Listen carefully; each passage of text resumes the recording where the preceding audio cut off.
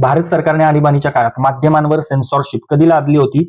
तर ती लादली होती 1975 ते 77च्या दरम्यान. राईट आन्सर ऑप्शन 4, 1975 ते 1977च्या दरम्यान. ओके, 25 जून 1975 ते 21 मार्च 1977 या कालावधीत भारतात कोणती आणीबाणी लागू होती? तर ती आणीबाणी होती राष्ट्रीय आणीबाणी लागू होती. ओके, आणि या काळात माध्यमांवर कठोर सेन्सॉरशिप, मूलभूत हक्कांचे स्थगन व विरोधकांची अटक करण्यात आली होती. समोरचा प्रश्न पाहूया.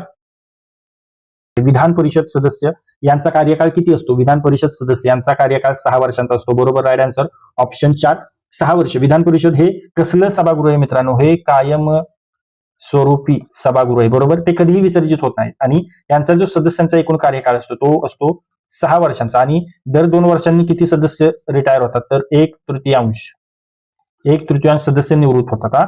हे लक्षात ठेवायचं आहे. आणि विधान परिषदेची जी कमाल संख्या आहे ती जी विधानसभेच्या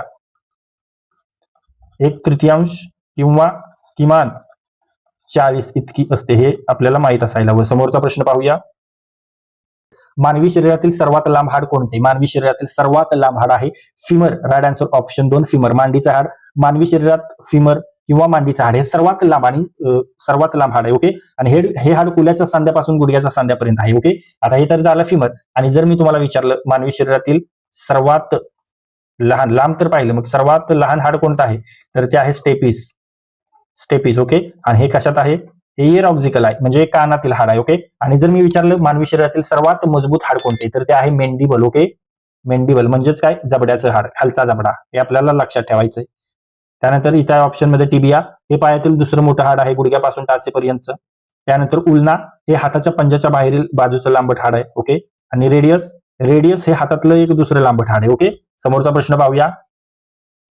खालीलपैकी कोणते मूलद्रव्य व्हिटॅमिन B12 या जीवनसत्वाचा घटक आहे? तर ते आहे सायनोकोबॅलामिन म्हणजेच cobalt. Right answer option 2, cobalt. आणि व्हिटॅमिन B12लाच काय म्हणतात? सायनोकोबॅलामिन, थोडक्यात असं म्हणतात. यामध्ये कोबाल्ट असतं. आणि याचे स्त्रोत काय आहेत? तर याचे स्त्रोत आहेत मांस आहे, हिरव्या पालेभाज्या. ओके, त्यानंतर प्राणीजन्य अन्न पदार्थ आहेत आणि जे अंडे आहेत ते अंडे व्हिटॅमिन B12चे स्त्रोत आहेत. हे न्यूक्लिक ऍसिड म्हणजे DNA RNA तयार करतात. हे नायट्रोजनचे चयपचन करतात आणि आरबीसीची निर्मिती करतात. आणि याच्या अभावामुळे कोणता रोग होऊ शकतो व्हिटॅमिन B12च्या? हे विचारलेलं आहे, विचारतात. तर अॅनिमिया हा रोग व्हिटॅमिन B12च्या कमतरतेमुळे होतो. Megaloblastic anaemia. ओके,